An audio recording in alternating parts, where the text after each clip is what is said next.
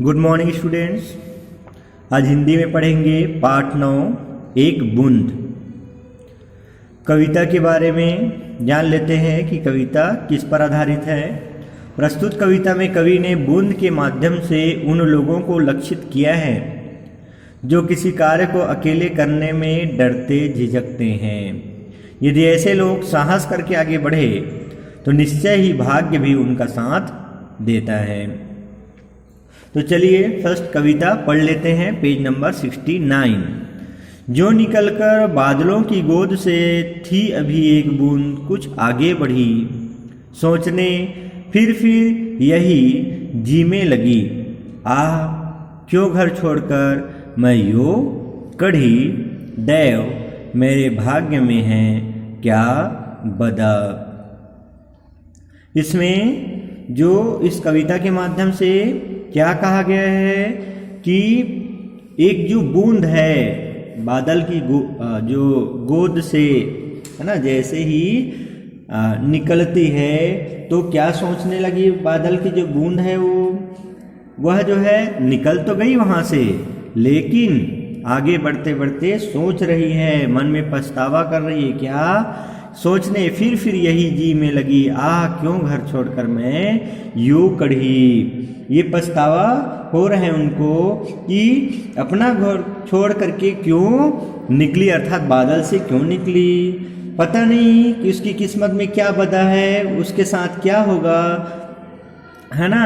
और क्यों घर छोड़ करके मैं यूं कढ़ी, मेरे भाग्य में है क्या बदा, मेरे भाग्य में क्या लिखा हुआ है। इस प्रकार से जो है वे जो बूंद है वे जो है अपने मन में सोचती है। तात्पर्य ये है इस किसके लिए है, कविता के माध्यम से, ये बूंद के माध्यम से कवि किन लोगों के ऊपर जो है लक्षित किया गया है, जो काम किसी भी काम को करने के लिए आगे तो बढ़ जाते हैं किंतु कुछ भी परेशानी आने पर, स्ट्रगल आने करना पड़ा तो वे क्या होते हैं, पीछे मुड़ जाते हैं। उन लोगों को इस कविता के माध्यम से ये सीख दिया गया है कि हम अपने लक्ष्य की ओर यदि आगे बढ़ गए तो किसी भी कीमत पर हमें जो है पीछे नहीं लौटना चाहिए, संघर्ष करके आगे ही बढ़ते रहना चाहिए। एक न एक दिन भाग्य हमारा साथ जरूर देगा। चलिए नेक्स्ट पॉइंट पढ़ते हैं कविता का।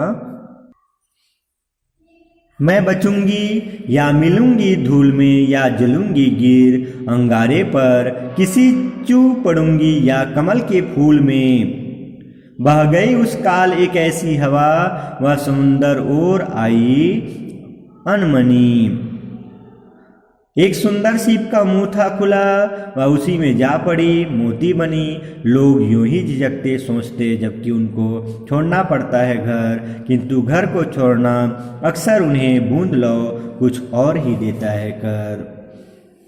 फिर जैसे ही निकल जाती है तो सोचते हुए मन में कि मेरे साथ क्या होगा, है ना। वह फिर अपने मन में सोचती कि वह बचेगी या धूल में मिलेगी या अंगारों पर गिरकर जल जाएगी या कमल के फूल में जो है वह बूंद गिर जाएगी। वहाँ एक सोच रही, वह क्या कर रही थी, एक सोच रही थी मन में कि उसी समय क्या हुए, समुंदर एक जो है वह समुंदर और आई अनमनी। अचानक जो है अनायास वह जो है समुंदर की ओर से क्या हुई, हवा जो है ऐसी चली और हुआ कि यह की बूंद खुले सीप के मुंह में गिर करके क्या हुई, मोती बन गई।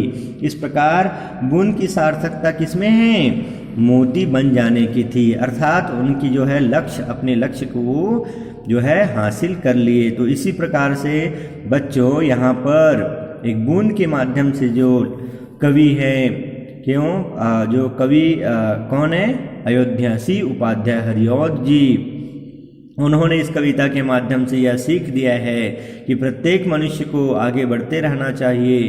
कुछ स्ट्रगल यदि करना पड़े तो क्या कर लेना चाहिए, स्ट्रगल कर लेना चाहिए, लेकिन हमें जो है अपने लक्ष्य की ओर अडिग रूप से जो है आगे बढ़ते रहना चाहिए, जिससे जो है हम अपने लक्ष्य को एक न एक दिन जरूर प्राप्त कर सके और फिर हम भी उस बूंद की तरह जो है, बूंद की सार्थकता किसमें थी, मोती बन जाने में। उसी प्रकार से हम अपना लक्ष्य निर्धारित करके अपनी सार्थकता किसमें है ये जान करके उस लक्ष्य की ओर आगे हमेशा बढ़ते रहना चाहिए, अनवरत रूप से और अधिक रूप से, तभी हम अपने लक्ष्य को प्राप्त कर सकते हैं। ये इस कविता का ध्येय है, इस कविता का तात्पर्य है, और यही जो है इस कविता से आप लोगों को सीख है। लेकिन और इस कविता से आपको क्या सीख मिली, ज़रूर आप लोग जो है मीटिंग में कंसल्ट करिएगा, बताइएगा, मैं पूछूंगा, ठीक है।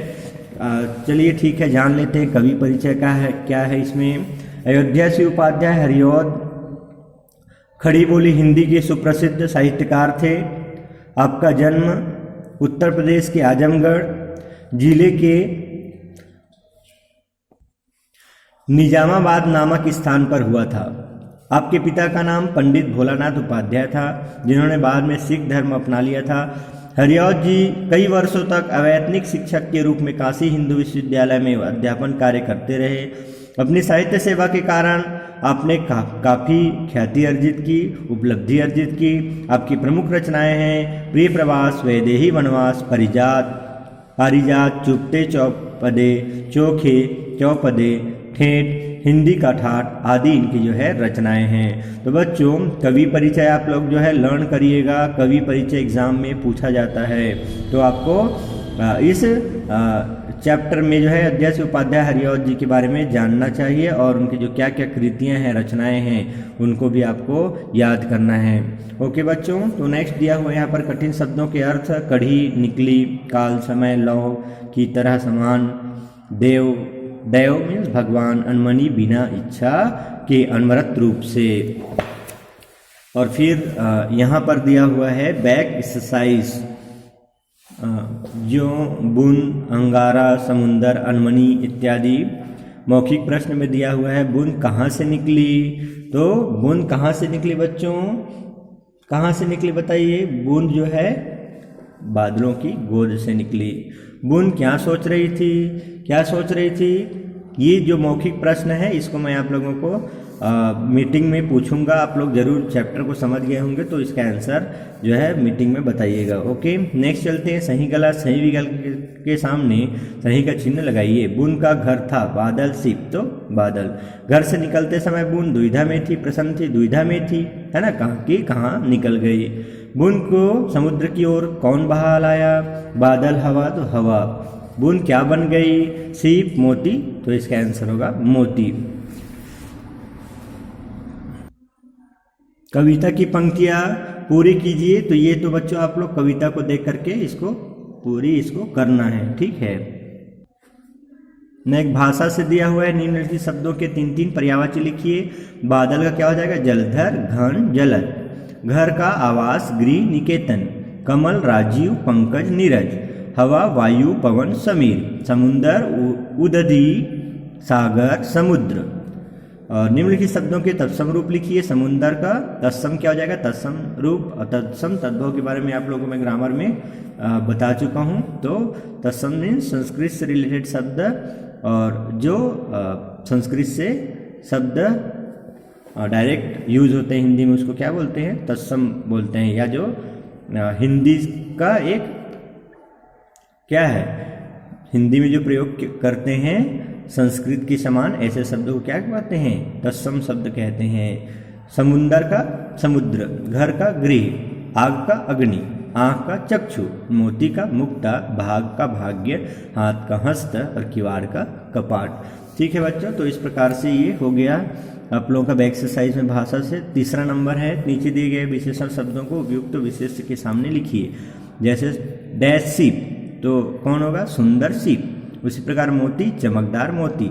लोग, परेशान लोग। डैश बुन, तो एक बुन। डैश घर, हवादार घर। और डैश भाग्य, अच्छा भाग्य।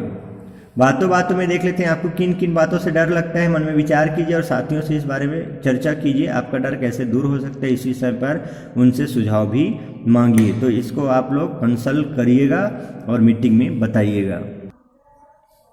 नीचे दिए गए काव्यांश पढ़िए और पूछे गए प्रश्नों के उत्तर लिखिए। एक गिलहरी एक पेड़ पर बना रही है अपना घर, देखभाल कर उसने पाया खाली है उसका कोटर। कभी इधर से कभी उधर से फुदक फुदक घर घर जाती, चिथड़ा गुदड़ा सुतली तागा ले जाती जो कुछ पाती। ले जाती वह मुंह में डाबे, कोटर रख रख आती, देख बड़ा सामान इकट्ठा किलक किलक कर वह गाती। चिथड़े गुदड़े सुतली धागे सबको अंदर फैलाकर काट कुतर कर एक बराबर एक बनाएगी बिस्तर। फिर जब उसके बच्चे होंगे उस पर उन्हें सुलाएगी और उन्हीं के साथ लेटकर लोरी उन्हें सुनाएगी। काव्यांश को उचित शीर्षक क्या होगा? तो मेहनती गिलहरी। ठीक है, उसी पर डिपेंड है पूरा कविता। गिलहरी अपना घर कहाँ बनाती है? पेड़ पर। एक गिलहरी एक पेड़ पर बना रही है अपना घर, तो गिलहरी अपना घर कहाँ बनाती है? पेड़ पर। गिलहरी क्या देखकर प्रसन्न है? तो यहाँ पर क्या हो जाएगा आंसर? जो है बड़ा सामान देख करके प्रसन्न है। देख बड़ा सामान इकट्ठा किलक किलक कर वह गाती, तो बड़ा सामान देख करके प्रसन्न है। चिथड़ा गुदड़ा का अर्थ बताइए। तो रद्दी कपड़े की जो कतरन होते हैं उसे चिथड़ा गुदड़ा बोलते हैं। ठीक है बच्चों, तो इस प्रकार से अपठित काव्यांश हो गया। और इस चैप्टर में यदि आप लोगों को कुछ डाउट होता है या समझ में नहीं आया होगा तो आप लोग मीटिंग में अवश्य कंसल्ट करिएगा। ओके।